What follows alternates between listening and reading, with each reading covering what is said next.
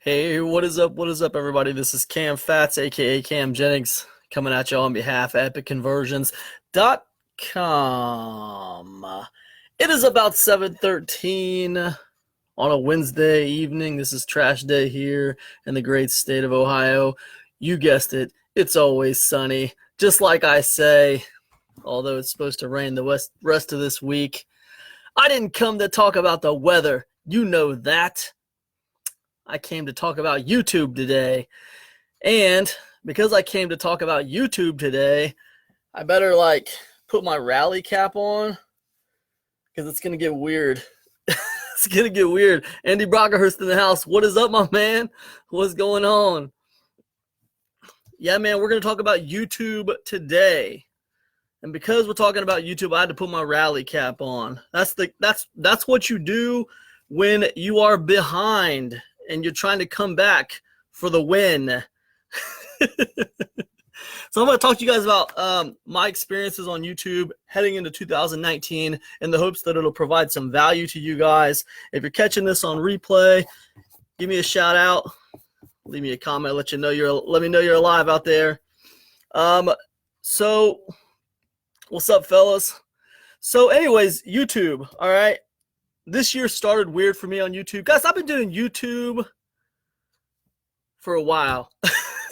I've been doing YouTube for a while. If you go to my YouTube channel, you'll find I have 16,000 subscribers on YouTube.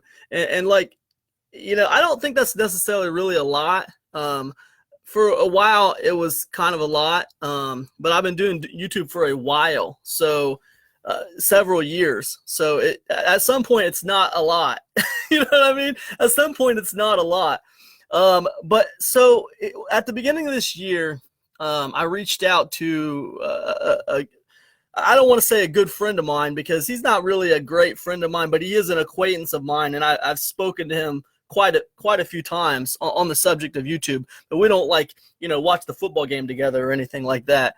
But I do consider him a friend. I reached out to Brian G. Johnson, and I don't know if you guys are familiar with who that is, but if you don't know who Brian G. Johnson is, definitely look him up on YouTube because he puts out so much great information on YouTube. I love his channel. He puts out so much great information on YouTube. So I reached out to him a couple months ago, and I said, look, man, I've been doing YouTube for a while, and I'm feeling lost with my channel, dude. I just don't know what to do with it. I am just feeling just lost, man.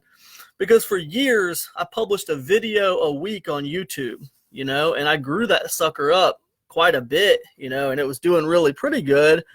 But then it kind of started just slowly dying, and you can look at my trend over the last few years, and it's just kind of slowly dwindling off. You know what it seemed like? It seemed like I started a YouTube channel that was really about Amazon and making money on Amazon. But then as I made a membership program and as I started doing affiliate marketing and as I started launching products and all this other stuff, I started talking about that stuff on YouTube, right? And it seemed like the farther I got away from my initial thing that I talked about, the initial thing that defined my channel, the farther I got away from that, it seemed like the more I fragmented my audience, and it kind of my channel is just kind of slowly dying. And anyways, at the beginning, long story short, at the beginning of 2009, I said, hey man, look, I'm lost, dude. I don't know what to do. I just feel creatively exhausted. I don't know what to do with this channel. I don't know which way to freaking go. And he said, dude, maybe you should just take a break, man. Maybe sometimes it's just walk away for a little while, And I was like, that seems so simple. You know what I'm saying? That seems so simple. Why didn't I think of that? You know what I mean? That's why he's Brian G. That's why he's Brian G. Because I couldn't think of that. It's hard sometimes, as an entrepreneur, I think it's really hard to step away.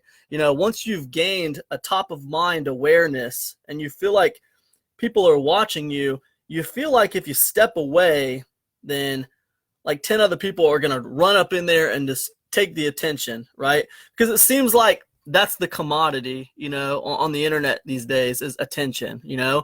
We're vying for attention, you know. So it makes it feel very hard to step away. You know, you don't want to miss your weekly uploads or whatever. But I thought, you know, that damn Brian G is brilliant. That's exactly what I need to do. I need to take a break. So I stepped away for a couple months, you know, and I did another video talking about what I did when I stepped away. So I'm not going to go into that. But what I will say is, whatever you're doing online, burnout is a real thing. And you can get burned out. And like when I got burned out, it was this, it took this form of me feeling like I was creatively exhausted. There was no kind of content that I wanted to create that made any sense to me, that like wasn't already spoken about already, or that I just didn't feel like was worth talking about. I didn't want to talk about anything, right? And that is burnout, right? That's just burnout, man. You just need, if that's the case, don't be afraid to walk away for a couple months and forget about it, you know? And that's what I did with YouTube. I said, you know what? I'm just going to put that on hold for a while, and I'll figure it out, man. I'll come back to it when I know something, you know? You know what it reminds me of? It reminds me of Lord of the Rings, when they're trying to get through the mines of Mordor, and like they don't know which way to go. and Gandalf's, well, let's just sit here for a while. Let me think about this. You know, what did he say? He said, I have no memory of this place. That's what he said. I have no memory of this place. That was me with YouTube, man. I didn't know where the hell I was going. So anyway, so I just sat there for a while, you know, and finally, you know, I found the path that smelled less foul. I found the path that felt less foul. So I started up again on YouTube. So I've done a lot on YouTube. So I'm pretty qualified to give you good advice when it comes to YouTube. With YouTube, here's what I've learned. And like, look, I've done the weekly upload thing. I've done the daily upload thing. I've done the live stream thing. I've done all these different things when it comes to YouTube. I've driven traffic with YouTube. I've done the paid ads on YouTube. I've done all this kinds of stuff. And, you know, so here's one thing I can tell you for sure. And I already said this one, but if you burn out, walk away. It'll still be there when you come back, bro. Trust me. It'll still be there when you come back. Walking away for a month ain't going to hurt anything. Walk away, figure out what you got to figure out, and then come back. And I think the other thing I would say is you got to have a little love for it. I mean, it's not enough to say, oh my God, I'm going to miss the boat if I don't do video marketing. You know, I'm going to miss the boat if I don't do the video marketing. I'm missing the bus. Yeah, dude, look, there's a few buses. There's a few ways into the house. You know, they don't, yeah, the door of video marketing is a nice big front door to make things work, but there's several doors into the house. If you don't have a passion for video marketing and for making videos on YouTube, you know, it's probably not going to work that well for you. You know, it's probably just not, man. You know, if you don't got a passion for it, you're just going to drag your feet on it. You're not going to do that great of a job at it, and it's just going to be a nightmare, you know? So I would say have a little passion and interest for it would be another thing. And then a third thing I would say, this is important, you got to keep the channel tight. Like, I mean, the channel has to be tight around one subject. You know, it's got to be tight around one subject. I'm getting these a little out of order. I'm going to come back to that tight thing, but just keep in mind, when I made a YouTube channel about Amazon and making money on Amazon, it grew fairly quickly. And all my videos were about this one subject, and it was growing fairly quickly. And it was a drilled down topic. It was sub-niched down very tightly, and the videos stayed on point, right? The videos were always about this topic. When I made another YouTube channel about NutriBullet, I just made a whole channel about this one blender, and all the videos were about something to do with this blender, making smoothies in it, customer support, all that stuff. It was very tight, and it was around this one subject, and it grew pretty fast. It grew down to like 9,000 subscribers. And that was cool. I started a new channel at the beginning of 2019 because I was lost, and I was trying to figure out what I was doing. So I started a new channel called Cam Fats.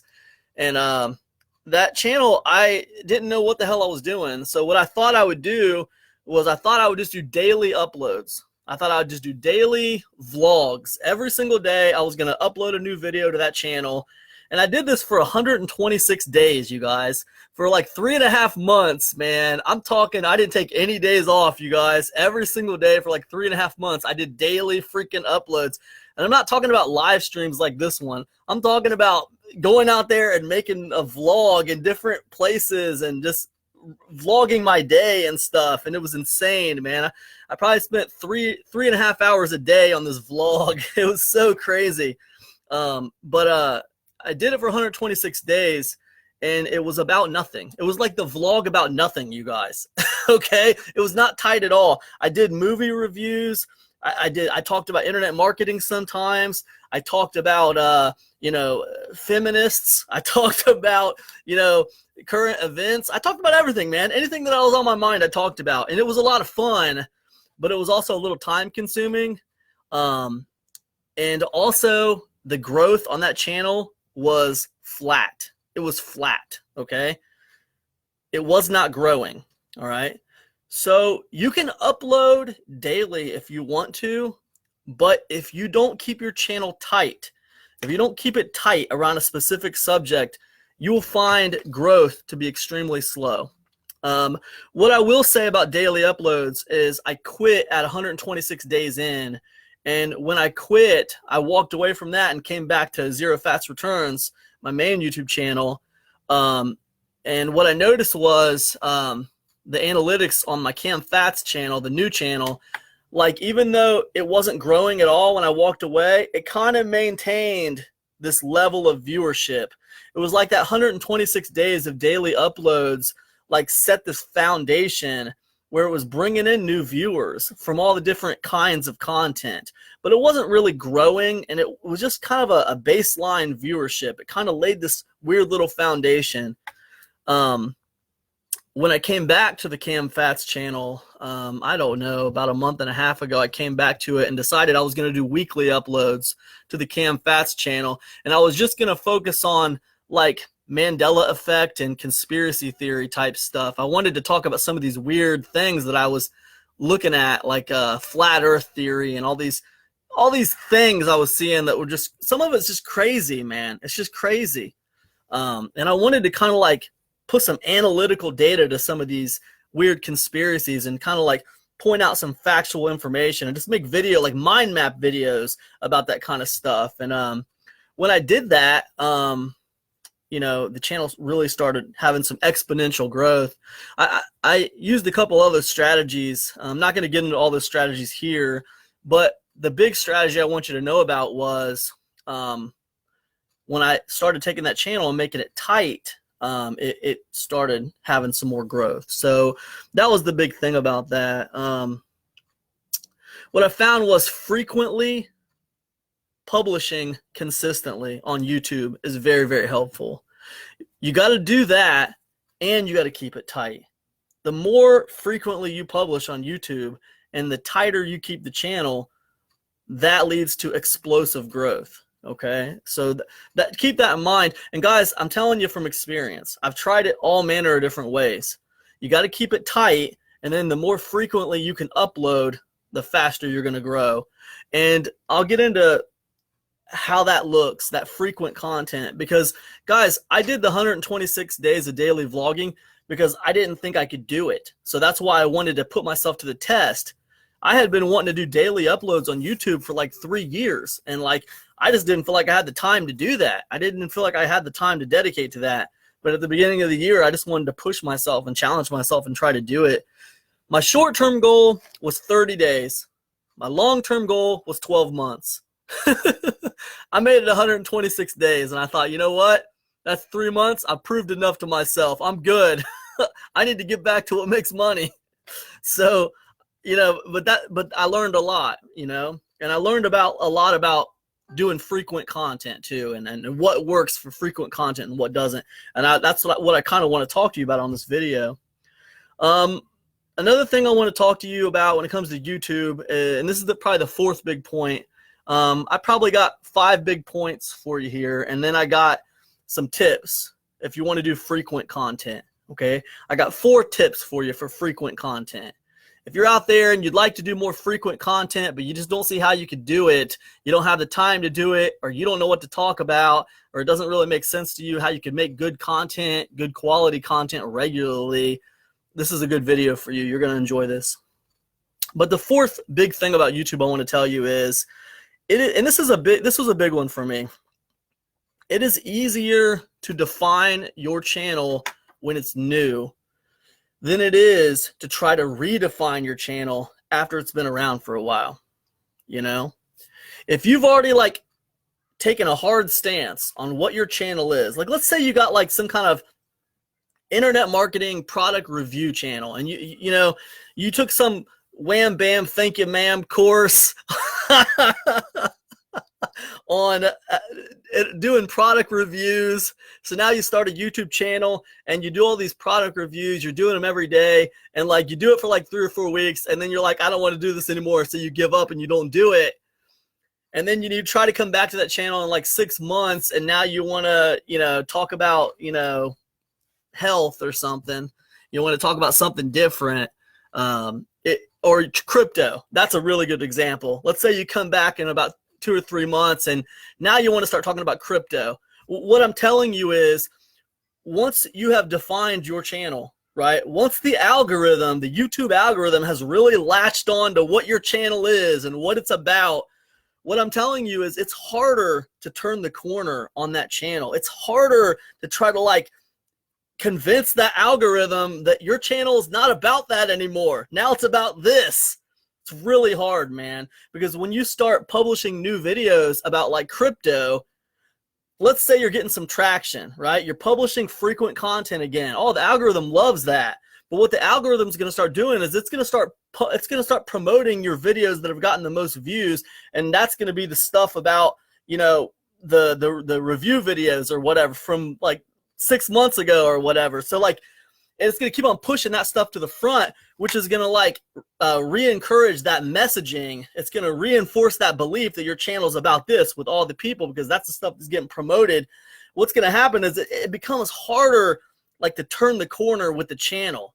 And I hate to say this, man, because especially if you're already making money on the channel, if the channel is already monetized and it's making money, you don't want to give up on it, but you want to talk about what you want to talk about. But I'm telling you, when it comes to growth, like I have found it's easier just to start a new channel for a new subject because it hasn't been defined yet, and you can define what this channel is about. It's easier to define a channel at the beginning than it is to try to redefine a channel that the algorithm has already defined, and it's already got you pigeonholed into this corner, and like people have already started watching your channel because of that thing. I hope that makes sense. I'm not going to keep on rambling on about it. I know I repeat myself a lot, so I don't want to do that. But yeah. Number 5, I want to talk about frequent content, right? Because I know that frequent content, it doesn't just intimidate me. I mean, it doesn't really intimidate me anymore because I did it for like 3.5 months, but it's hard. I mean, do hard things intimidate you? Exercise can intimidate me sometimes. It's not intimidation because I'm afraid of it. It's intimidation because I know what I'm getting ready to deal with. Right? It's hard, right? It doesn't take a rocket scientist to figure out that, publishing videos every day is difficult. But let me give you some things about frequent published content on YouTube or Facebook or anywhere else that you might not have considered, right? Because we all have this idea about what good content is.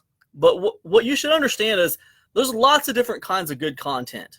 And I want you to remember that, like, when people are watching your videos on a free platform like Facebook or whatever, they're in a mindset, right? And it's not the same mindset they're in when they pay like $20 for a course and now they're on a download page and they're getting ready to learn something. It's not the same mindset, you guys. It's not the same mindset. So don't feel like you need to come to YouTube every day with some hour-long training solving a problem, because people didn't come there for that. They didn't want that. I mean, it's like walking into a country bar with a death metal band.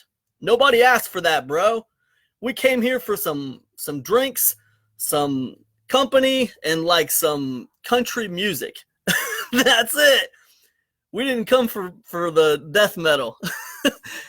Bad analogy. But I hope you guys understand what I'm saying. Look, there's different kinds of good when it comes to content. People's capacity for large amounts of information or even just learning something is, they only got so much capacity for it. And when they're on social media, like sometimes what works better is just like a big picture piece of content. A big picture piece of content that is heavy on story, right? It's heavy on story, so it's providing some entertainment value, and there's a lesson in there, and there's a takeaway in there. Now, guys, this kind of big picture content that I'm talking about, this kind of like story-driven content that just has a small lesson or a small takeaway that they can take away from it and also be entertained with a story, it's not that hard to produce this kind of content, and people appreciate it on social media because they didn't come there to get bogged down in a giant lesson. And every once in a while, it's great to have a nice big piece of content that really teaches you some actionable stuff, but not every day. When you're doing like everyday content, it's going to be easier for you to do some big picture content with just a lesson or takeaway, simple story about walking your dog and something that occurred to you, eureka moment that other people might get some value out of. That's far, far better and more useful to people on a daily basis than trying to come at them and shove like an hour-long training down their throat every single freaking day. Nobody wants that. Don't walk up in the country bar with your death metal band. Right? Moral of the story.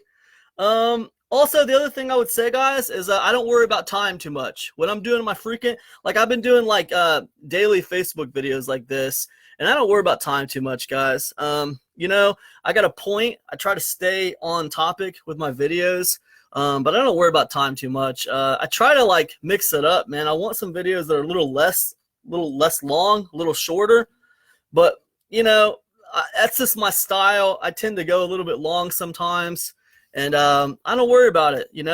Here's what I worry about with my videos, and this is what I recommend. Don't worry about your time. The more videos you do, the more content you create, you're going to kind of build your own style for it. And it's cool, man. It's not going to be for everybody, but you're going to have like a group of people that kind of resonate with you. And that's cool. It's not important about the time and the length of your videos. It's not important about the length of your articles. What's important is the impact. Did you help somebody today? Did your video impact somebody in a positive way? So I don't care about the length of my videos. What I care about is, do I stay on message with my videos? Do I provide some kind of value in my videos that's not like the death metal band at the country bar, right? I don't want to be the death metal band at the country bar, but I would like to provide a little bit of value in every video. All right?